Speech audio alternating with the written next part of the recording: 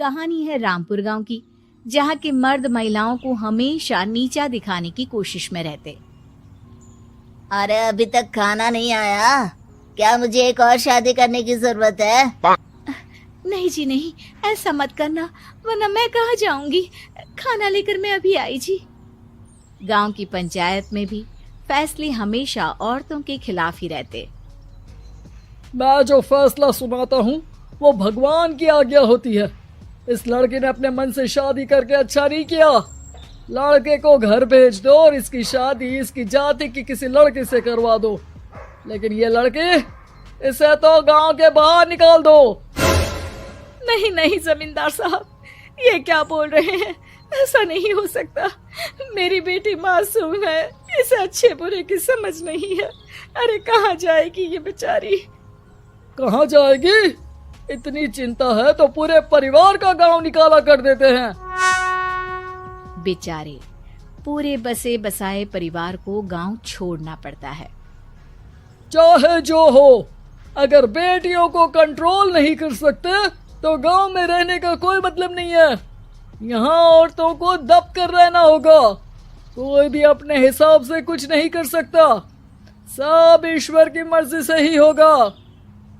तभी गांव का एक आदमी दौड़ा दौड़ा आता है।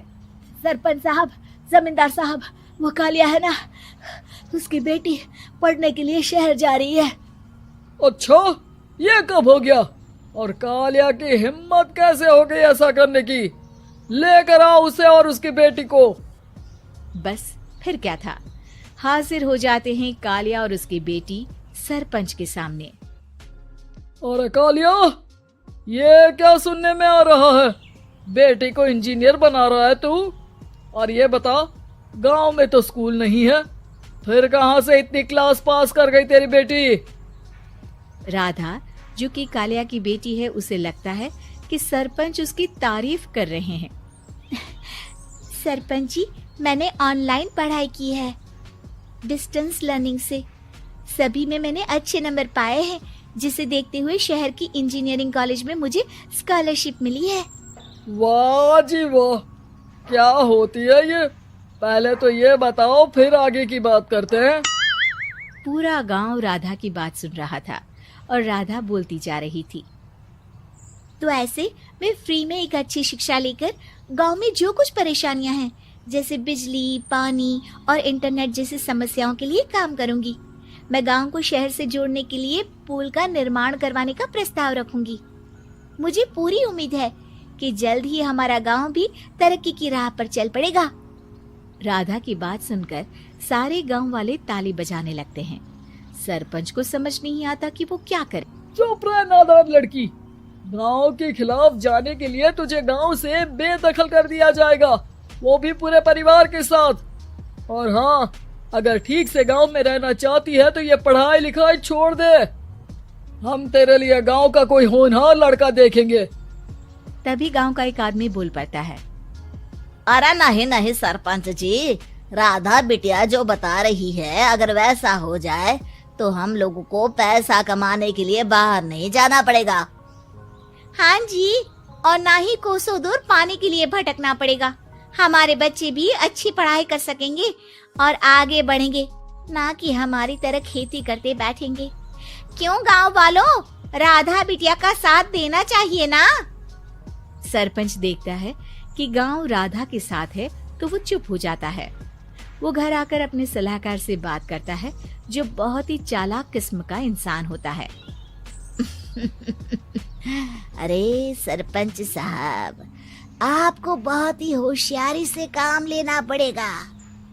एक बार गांव तरक्की कर गया, यहाँ के बालक पढ़ लिए तो कोई ना पूछेगा आपको।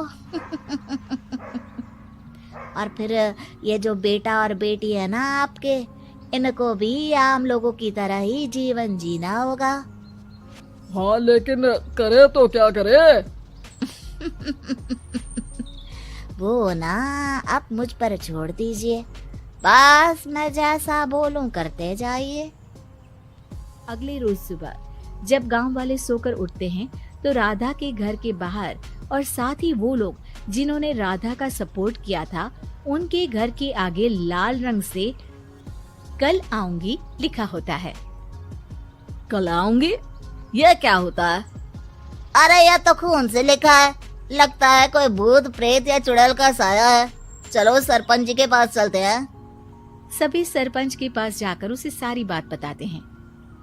अरे ये तो बड़ी मुश्किल की बात है। चलो मैं एक बाबा को जानता हूँ, उन्हें बुला लेता हूँ।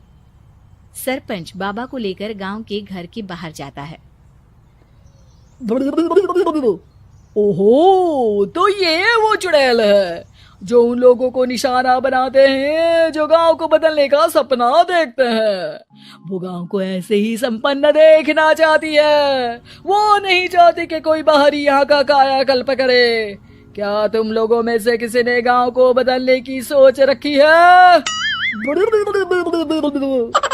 तभी राधा की माँ रोते रोते आती है। मेरी राधा घर से गायब हो गई है, अरे कोई तो बचाओ, मेरी बच्ची कहाँ गई?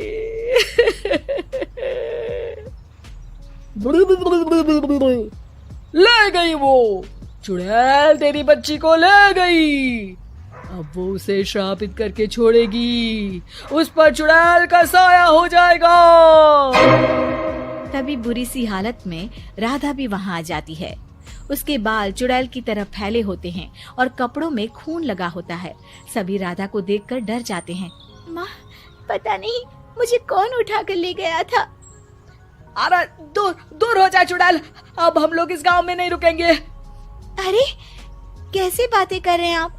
कल तो आप मेरे भरोसे गांव का हुलिया बदलने, अपने बच्चों को पढ़ाने और तरक्की उन्नति की बात कर रहे थे, तो आज क्या हो गया आपको? ये फिर तुम लोगों को बहकाएगी।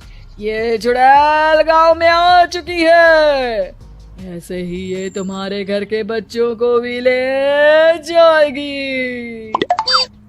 गांव वाले राधा को गांव से बाहर निकाल देते हैं। उसके माँ बाप रोते रहते हैं, लेकिन गांव वाले नहीं मानते।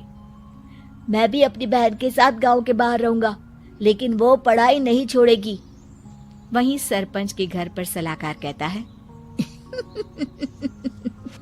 देखा, सांप भी मर गया और लाठी भी नहीं टूटी।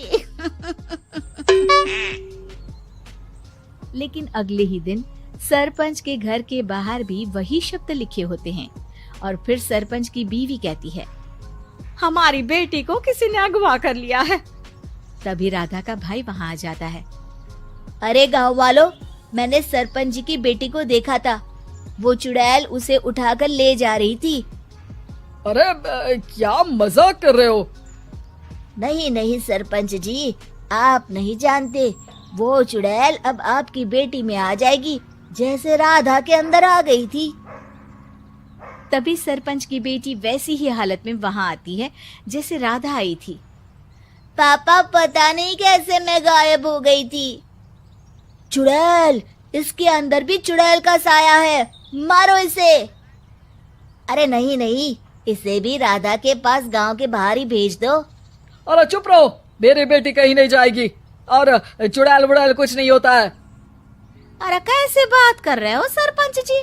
आप तो बोल रहे थे कि आपका फैसला भगवान का ज्ञान होता है, तो अपने पर बात आई तो अब आप ऐसे बोल रहे हैं। अरे ना ना ना, आपको अपनी बेटी को त्यागना ही होगा।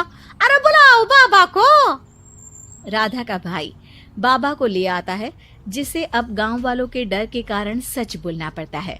मैं कोई बाबा नहीं हूँ, मैं तो मोची था। ये सलाहकार महोदय ने मुझे कहा था एक्टिंग करने को, अब वो मुझे पैसे देने वाले हैं। अब मुझे माफ कर दो। गलती हो गई, मुझे माफ कर दो। तभी वहां राधा आ जाती है। देखा सरपंच जी, जब गांव के बच्चे साक्षर होंगे तो आप जैसे लोगों की चालाकी नहीं चलेगी।